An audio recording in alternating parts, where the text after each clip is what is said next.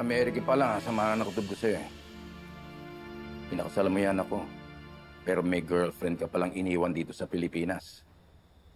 Sir, alam ho ni Betsy ang lahat ng yun. Siya ho nagplano nun eh. Sa totoo lang po, ayoko pong pakasalan si Gina. Pero pinilit ho ako ni Betsy. Ah, napilit ka lang. So pinilit ka lang ng isang taong gawin ng isang bagay na ayaw mo. So kung pakainin kita ng lupa, na kahit na ayaw mo, kakainin mo. Sir, ginawa ko lang ho yun para ho sa future ni Betsy. Ginawa mo yun dahil girlfriend mo siya, dahil gusto mo. Noong panahon lang po na yun. Dahil sa sobrang mahal mo, sinacrifice mo ang kalayaan mo para pakasalan ng aking anak. Anong tingin mo sa anak ko? Ha? Laruan? Na pwede mong ganun-ganin na lang to scratch and itch? Mahal ko ho si Gina. Ah, sinabi mo rin, mahal mo si Betsy, di ba? Ngayon, mahal mo si Gina. Sir, Ano, tingin mo na? Pakinggan mo ako. Anong klaseng lalaki ang gumagawa nun? Ginagawa mo yon? Akala mo pwede kang pumalit, tumalon-talon sa kahit na sino babaeng gusto mo? Na parang ang bubuyog na patalon-talon sa lahat ng mga bulaklak na gusto mo, ganun ba? Sir, hindi ho ganun yun. Ibang klaseng hayop ka talaga, no?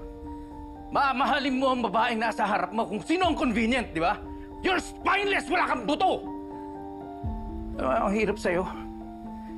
Ikaw, sinaktan mo yung dalawang pinakamahalagang babae sa buong buhay ko. You don't deserve Betsy. You don't deserve Gina. Linoko mo silang dalawa. Linoko mo rin ako. You don't deserve the respect. You don't deserve my respect. Please, makinig ho muna kayo sa akin. Hindi ho ganun yung nangyari. Pinilit ko pong tumupad sa usapan na maging marriage for convenience na po ang lahat. Pero nakilala ko po si Gina. Napamahal ho ako sa kanya. Hindi ko ho siya niloko. Linoko mo siya. Girlfriend mo siya nun. Sir, magulo ho noong mga panahon na yon. Wala ho kaming intensyon ni Gina na lokohin ho si Betsy. Kaya kahit may nararamdaman ho kami sa isa't isa, pinili ho naming umiwas. Pero si Betsy ho ang gusto mo ipagbalikan eh. So, nakipagbalikan ka kay Betsy? Matagal ko hong girlfriend si Betsy. Minahal ko siya ng totoo. Pero hindi ko rin ho maiwasan na mapamahal ho kay Gina.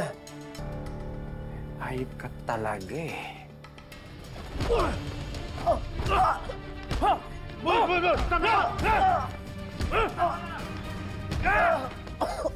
Loloko ka! Ikaw ang dahilan kung bakit nag-aaway si Gina at saka si Betsy! Dad! Dad! Ano?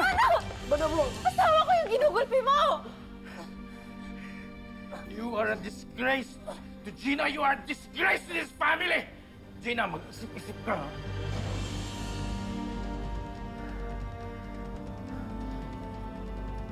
Muna isipin, mahal ka. Are you okay? Wala lang to. Okay lang ako. Okay lang ako. Sigurado ka? Kundi sakit lang to. Sige na. Mabalikan ka ta. Dad!